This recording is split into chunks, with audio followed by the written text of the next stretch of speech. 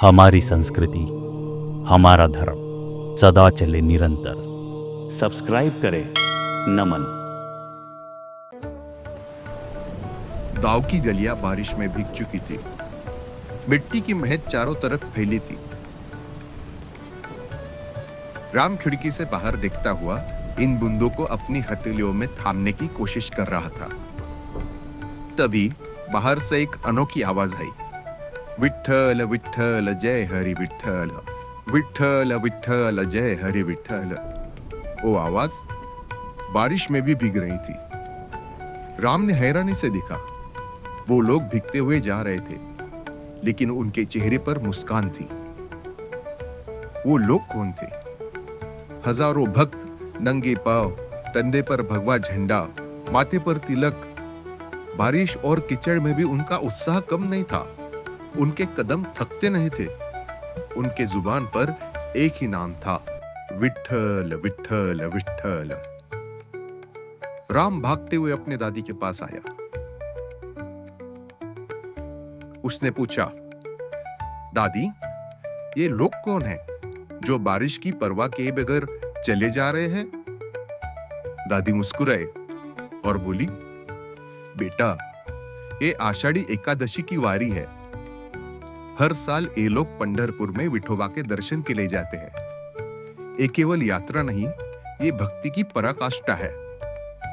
दादी ने आगे समझाया, आषाढ़ शुक्ल एकादशी, इसे देवशयनी एकादशी भी कहते हैं। माना जाता है कि इस दिन भगवान विष्णु 4 महीने की योग निद्रा में चले जाते हैं। इसे चातुर्मास भी कहते हैं। इस समय साधु संत एक जगह रुककर साधना करते हैं और इसी दिन महाराष्ट्र के लोग विठोबा की पूजा करते हैं, जो विष्णु का ही एक रूप है।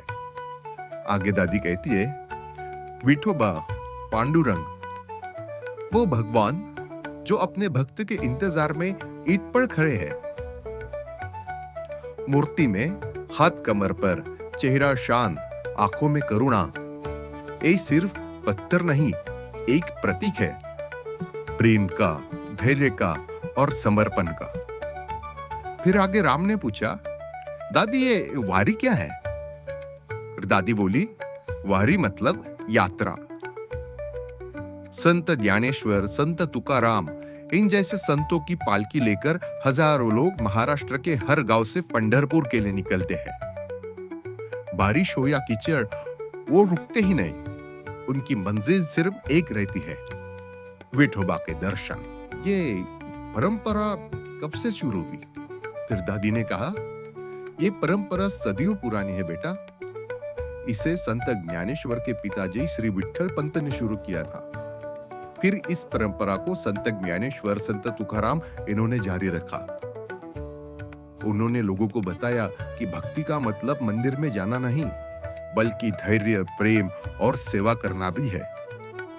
फिर राम ने पूछा, दादी, भगवान ईंट पर क्यों खड़े हैं? फिर दादी ने मुस्कुराकर कहा, ये कहानी है पुंडलिक की। पुंडलिक एक भक्त था। वो अपने माता पिता की सेवा में इतना लीन था कि जब भगवान मिलने आए तो उसने कहा, प्रभु, जरा आप ठहरिए, मैं सेवा में व्यस्त हूं। उसने भगवान की तरफ ईंट फेंकी और कहा, आप इस ईंट पर खड़े रहिए।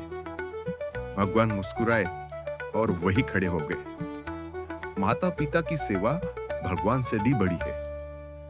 इसीलिए भगवान ने भक्त पुंडलिक को कुछ नहीं कहा और तभी से भगवान ईंट पर खड़े हैं। तभी तो उन्हें विठोबा कहा जाता है, यानी विटेवर उभा। जो ईंट पर खड़ा हो वो विठोबा। तो आषाढ़ी एकादशी का मतलब केवल उपवास नहीं, ये है आत्मा की शुद्धि का तप। लोग भजन गाते हैं, कीर्तन करते हैं, अपने अंदर के पाप धोते हैं। जब हजारों लोग एक सुर में गाते हैं, विठ्ठल विठ्ठल जय हरि विठ्ठल, विठ्ठल विठ्ठल जय हरि विठ्ठल, तो केवल वो शब्द नहीं होते, वो आत्मा की पुकार होती है। अब बारिश रुक गई थी। राम मुस्कुराया।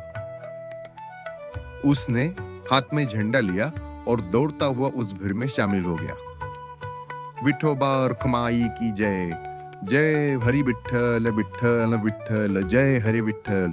तो मेरे हिंदू भाइयों, अब आपको भी इस वीडियो के जरिए विठोबा और आषाढ़ी एकादशी के बारे में जानने को मिला।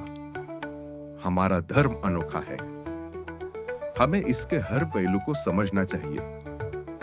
तो ये समझने के लिए जुड़े रहिए नमन के साथ, क्योंकि हमारा मिशन है करोड़ों हिंदुओं को अपने धर्म के बारे में शिक्षित करना। धन्यवाद।